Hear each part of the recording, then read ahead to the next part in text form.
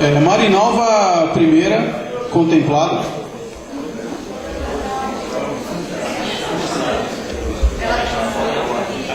Ilse.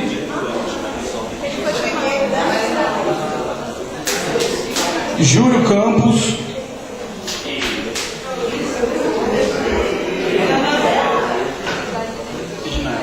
Edinael.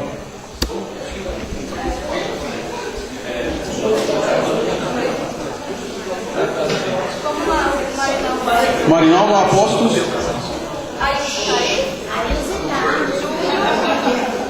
Júlio está aí? Boa noite. A pergunta é para a chapa 3. Vocês não falam as propostas, não fecham as propostas, falam que querem ouvir a categoria e ouvir. Vê se o Lias da CUT não estaria anarquizando o poder da força histórica da CUT? Todo mundo pergunta. Ilse. Pode perguntar em 3 minutos, viu, pessoal? Porque eu trabalhei aqui no Gama no início e o Gama foi o pioneiro no movimento de base, que deu o pontapé inicial para as eleições do símbolo. E nesse sentido, eu queria colocar o seguinte: como já foi falado, eu sou aposentada, e sim, senti na pele o golpe militar. Que nós fazendo, nós não podíamos entrar nas escolas, nossas reuniões eram na igreja, e quando nós fomos fazer piquete, um grupo saiu para visitar escolas e o outro a comunidade. Eu fui para a comunidade. Quando eu dirigi para a escola, um aluno falou: olha, professora, os professores que estavam ali naquela escola fazendo piquete foram presos. Então, gente, quem de fato sentiu na pele mesmo a questão do golpe militar foram aquela leva de professores de 78 até, graças a Deus, de ter saído desse processo. Uma coisa que eu quero falar aqui é o seguinte: foi falado do plano de cargos e salários. Sei que esse plano de cargos e salários, vários professores aqui, quando entraram, já existia esse plano de cargos e salários. Ele foi melhorado com o tempo, mas agora não quer dizer que foi exclusivamente o plano de cargos e salários da atual diretoria. Nesse sentido, eu gostaria de falar o seguinte: a questão da democracia nas eleições do símbolo. Foi falado aqui da parte do estatuto, se não tem que ir para o Congresso. Está lá no estatuto que as chapas só têm direito a endereço da categoria 10 dias antes da eleição. Só que a chapa 1 mandou correspondência para os professores, fazendo propaganda da chapa bem antes dos 10 dias, para o ativo e inativo. Primeiro, qual é a fonte que eles conseguiram esses endereços? Segundo, tem o recibo que foi da própria chapa 1, que foi postado, fizeram essa postagem. Outra pergunta: me perguntaram nas escolas qual é o valor repassado para a CUT. Eu não soube dizer, gostaria de saber. Obrigada, Ilse. Júlio Campos.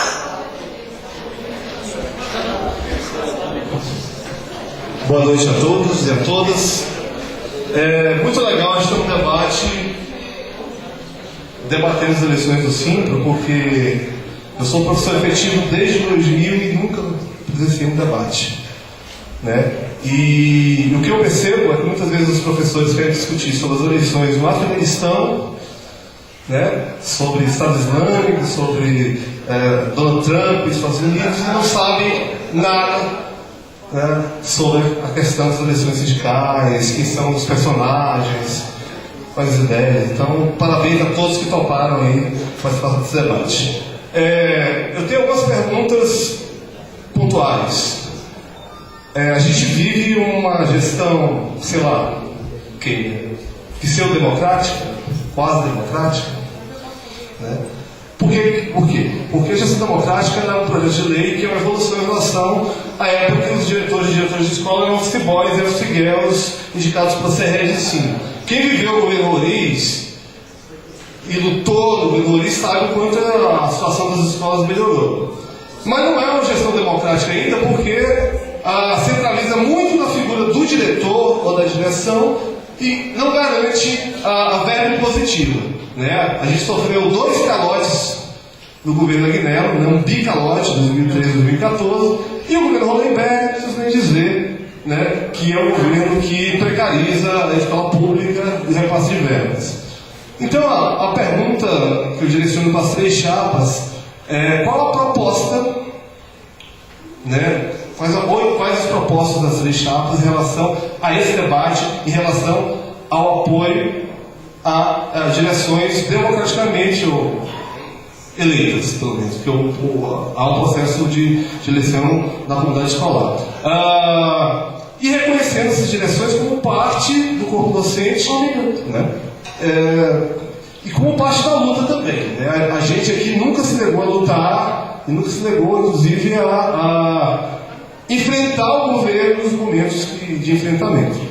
Então, essa seria a minha primeira pergunta: como o sindicato iria fazer parte desse processo de gestão democrática, nos ajudando também na defesa do PEDAF, né? Na defesa da valorização da escola como um todo, porque a figura do gestor é uma figura de uma pessoa precarizada. Né? A outra pergunta que eu faço também, em relação às 3, direcionando para as 3 chaves, também, é a questão da autonomia sindical. A gente vai ter uma facilidade maior, porque a gente vai enfrentar os inimigos, né? Tem um professor da escola falando que o governo PT deu aula para os alemães adiaram o morro e, enfim. A gente vai enfrentar forças inimigas dos trabalhadores no âmbito local e no âmbito federal. E nós, funcionários públicos, seremos as vítimas preferenciais desse discurso neoliberal. Então é o seguinte: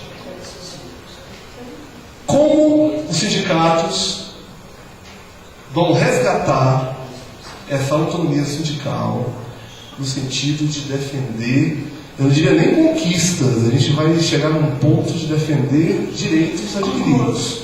Então seria essa questão da autonomia sindical, de uma pauta além dos partidos, mesmo reconhecendo que não somos seres desassociados de ideias. Essas seriam as 2 perguntas.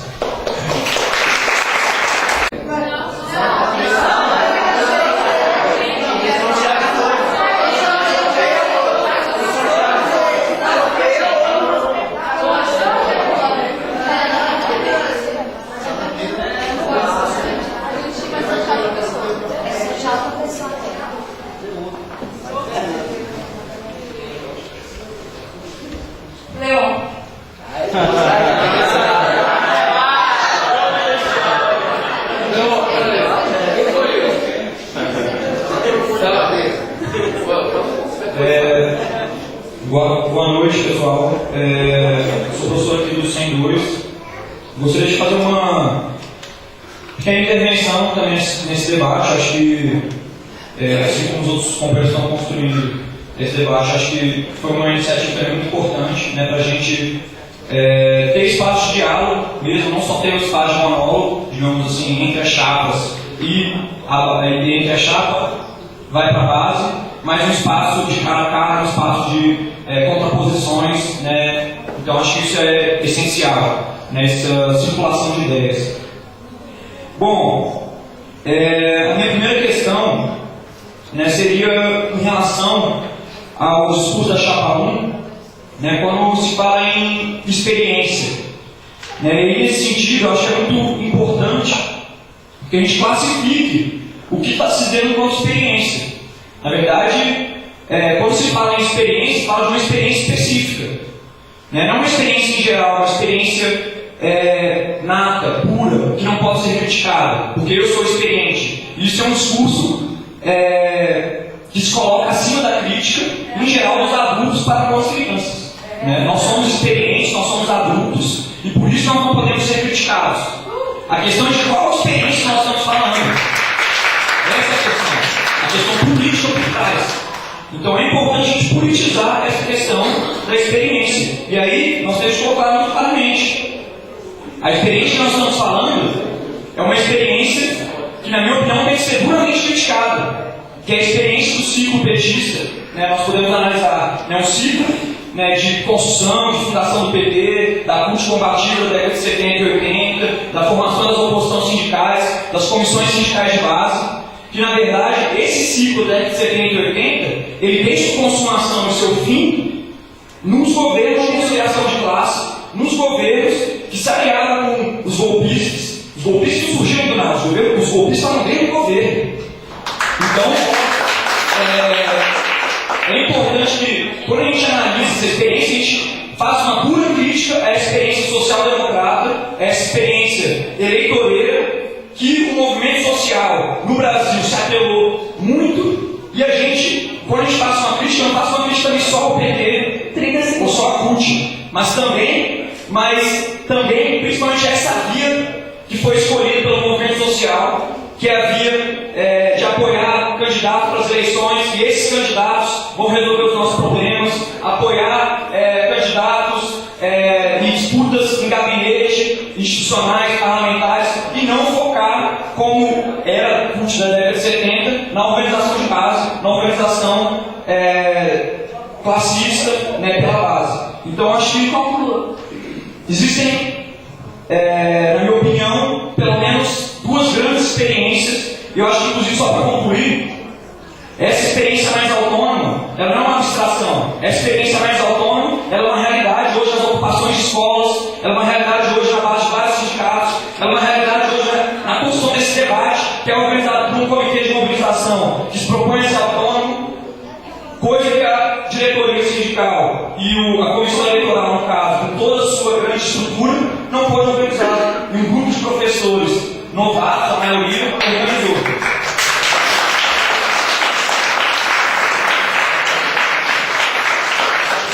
Pessoal, agora a gente vai passar para as chapas responderem. Colocou com relação à gestão democrática, né? Júlio, esse campo político, ele foi o construtor e quem ajudou a implementar na prática a gestão democrática nas escolas e no sistema do Distrito Federal, né? Você sabe que no Plano Nacional de Educação está previsto uma reformulação, a adequação da lei em até 2 anos a partir da aprovação do PDE, que foi em julho do ano passado.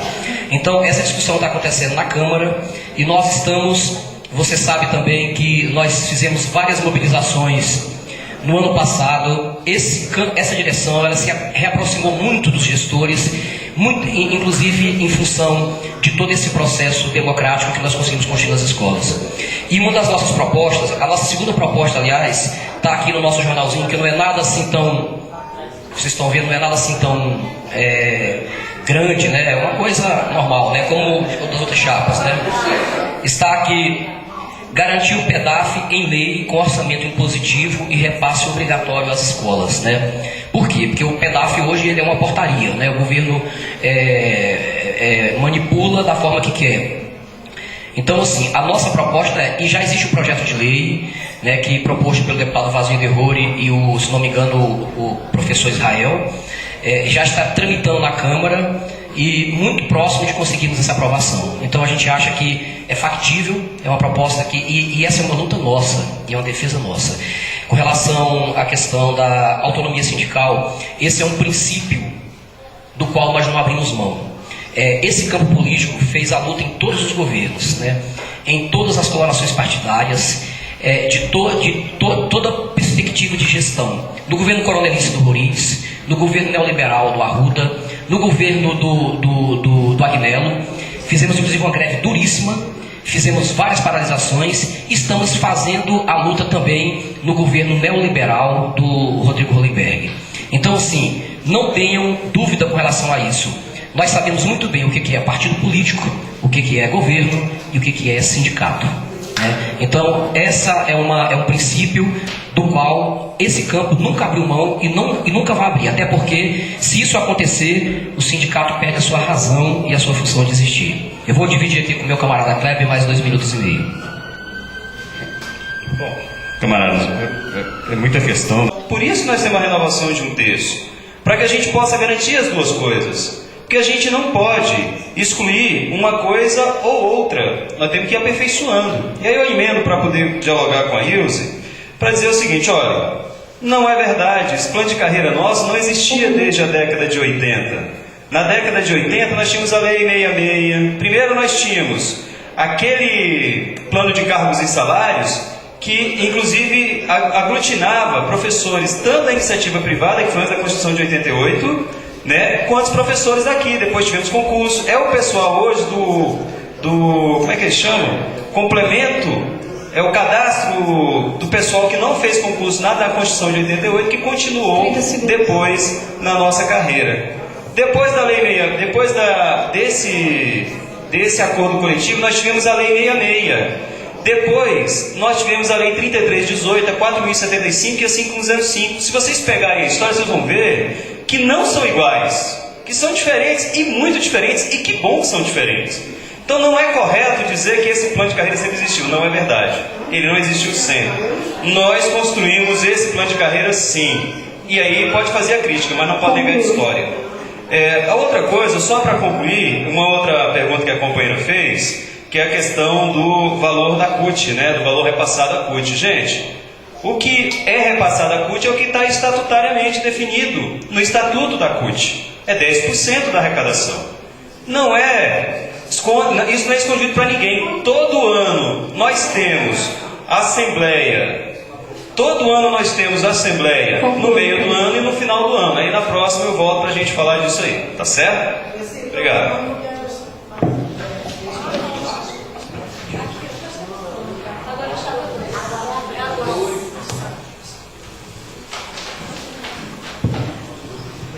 Bem, colegas, mais uma vez boa noite. Eu acho que é oportuno um momento, sobretudo hoje, que nós vemos o sol nascer sobre uma nova liderança no país, dado também um novo contexto. E esse contexto coloca todos nós como inseridos. E dentro do nosso sindicato requer que nós pensemos sobre de que forma nós vamos nos organizar para poder continuar na luta da categoria, naquilo que a gente acha que é de direito e naquilo que a gente quer. E nisso nós temos propostas que são bem claras para mim. Uma que a gente já sofreu, uma que a gente conhece e possivelmente muitos dos retrocessos é devido justamente à forma como é entendido a luta sindical, e uma outra perspectiva que parece reunir os contrários, que é a chapa 3, todo tipo de diversidade reunido em um único lugar não vai para lugar nenhum, que coloca como coisa cabível a desfiliação da CUT, como se nós pudéssemos subverter essa lógica ao final dela, chegando também dizendo que o professor, se ele quiser, ele também pode se desfiliar do sindicato. Ora, se a gente pode fazer luta individual, nós não devemos também nos filiar ao sindicato e também nos filiar a uma central sindical. Como muito bem colocou aqui, nós precisamos trabalhar como professores, primeiro pela nossa identidade. Somos trabalhadores. Enquanto trabalhadores, não há diferença entre eu, a merendeira, o porteiro, nós somos o efeito do capital. Bem, quanto à experiência, a chapa 1 coloca isso como vantagem em relação a nós. Se isso é real, a chapa 1 nunca deveria ter sido diretor, porque a primeira vez que assumiram era inexperiência. Então, assim, a experiência é uma questão política, é uma questão de postura, de decisão de relacionamento. Não é porque é a primeira vez que nós não temos total cabimento moral, legítimo, técnico, competente, politicamente falando, para poder fazer parte do sindicato e tomar a diretoria para nós. Tá? Acusam muito a chapa 1 de ter contaminado a sua prática política com o PT. A chapa 1 se defende dizendo que uma das maiores greves que este sindicato, a atual diretoria fez, foi justamente no governo Magnello, como se isso fosse resposta suficiente. A questão de dizer, olha, vejam como nós não somos comprometidos politicamente com partido político. Bem, a greve de 2012, a noção da greve, a sensibilidade da greve, a coisa é tão grave, a questão é tão importante, que mesmo que eu seja de partido político, não tem como eu ser na direção e o governo do mesmo partido não decretar a greve. Ou eu faço isso, ou a categoria de impeachment do trio, certo? Assim, são questões e questões, tá? Outra questão que nós podemos ver quando a questão da autonomia sindical, muitos vão utilizar isso contra nós. Inclusive a chapa 3 faz isso. Sabe que a categoria odeia vinculação de chapas, vinculação do sindicato com o partido político. Não que isso seja legal. Nós vivemos no Estado Democrático de Direito. Se esse é o Estado Democrático de Direito, quer queiramos ou não, o partido político é a via de acesso ao poder. Legitimamente é isso. No mundo ideal pode a gente não querer isso, mas no mundo pragmático, no mundo real, tem que ser assim. Tá? Agora sim, a autonomia sindical, segundo a chapa 3, que se dizem não políticos, eles usam o preconceito da categoria. Olha, a chapa 1 é do PT, a chapa 2 é do PCO, e nós não somos partidários, quando na verdade somos mais partidários, e usam esse preconceito de forma desonesta para poder se valer como vantagem.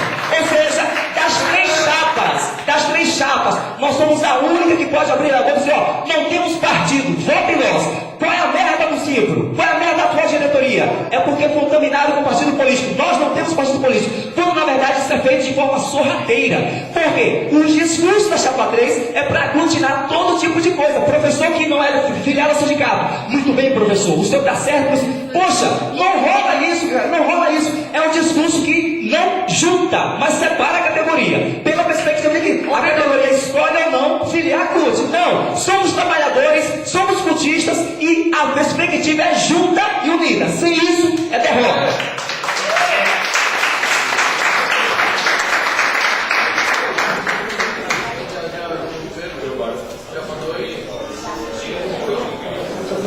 Tem mais tempo?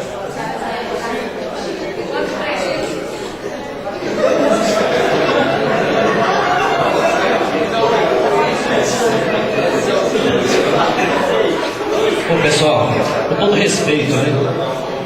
Kleber, o que vocês querem, na verdade, é se perpetuar. Vocês defendem limitação de mandato para diretor de escola. Mas para vocês não, vocês podem ficar de eterno. Vocês estão desde os anos 90 lá. Ô Ed, você assuma aí seu partidarismo, né? E aqui respondendo a questão específica, né, que foi feita aí pela companheira Marinalva, nós não queremos anarquizar a construção histórica da luta, não. Só que a construção histórica e essa discussão não pode ser feita em termos dogmáticos. E a CUT hoje é notório aí, e a gente não tem nenhum problema de falar isso. Já falei aqui que a CUT não é nenhuma vaca sagrada. Essa categoria ela tem que debater isso aí.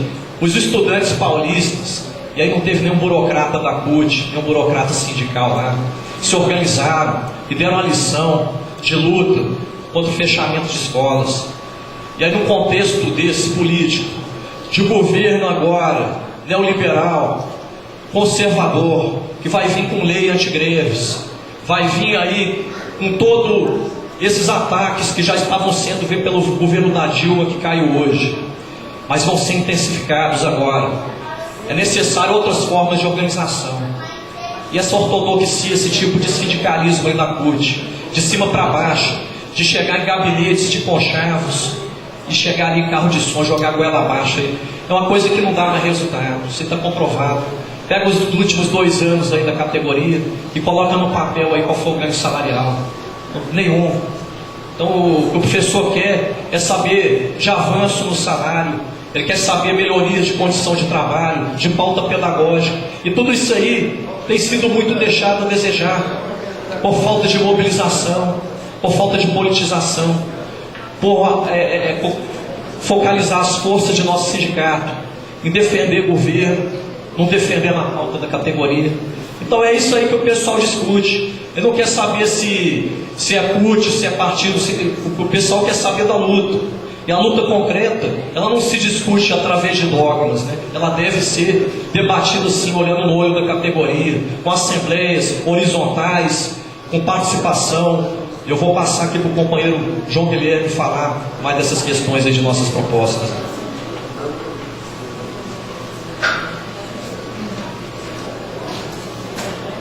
Então, sobre as propostas, Marinalva, a gente tem aqui um panfleto, a gente está distribuindo aqui todas as escolas, tem rodado as redes sociais, têm sido muito bem recebidas. A gente tem percebido na categoria um desejo de mudança muito grande. A gente confia que a gente tem possibilidade real de ganhar essa eleição. E a questão da acústica já foi bem falado. Eu sou historiador, sou professor de história, e realmente os tempos mudaram. A gente não nega o passado. Todas as conquistas são importantes. Uma coisa é a CUT em 83, outra é a CUT nos dias atuais. Muito interessante a pergunta a intervenção do Leon e a pergunta sobre democracia. Qualquer uma das três chapas vai defender a democracia. Mas que tipo de democracia queremos? É uma democracia liberal ou uma democracia real? A nossa chapa quer uma democracia de verdade, uma democracia real, e não uma democracia eleitoreira. E a gente tem percebido nesse ponto, eu concordo com grande parte que o Leon falou, que o movimento social caiu numa armadilha do eleitoralismo, do vale tudo eleitoral. E esse vale tudo eleitoral tem levado a derrotas, assim, tem levado a métodos cada vez mais equivocados, tem levado aí a uma burocratização e um refluxo do movimento social. Isso tem feito com que as pessoas participem cada vez menos da política. Foi perguntado aí sobre gestão democrática das escolas. Eu queria responder essa pergunta. Acho que qualquer uma das três chapas vai defender a gestão democrática das escolas também. Isso não é uma polêmica. A questão é a seguinte: como que a gente garante a gestão democrática nas escolas se tem cada vez menos professores participando da política das escolas? Quem é delegado sindical aqui, eu sou, por exemplo, e vários outros aqui devem ser também, às vezes como candidato único, porque as pessoas não querem sequer ser delegados sindicais. A gente tem que voltar a politizar os professores. Por isso a gente precisa de uma nova direção, uma direção que traga esperança, uma direção que politize, uma direção que empolgue a categoria, que pare de vir com o discurso do medo, com o discurso o retrocesso, de vamos ficar lutando para não perder. A gente não tem que jogar para não perder, não, a gente tem que jogar para ganhar. E para concluir, então a gente tem que apontar para mais direitos. Nossa luta é para mais direitos.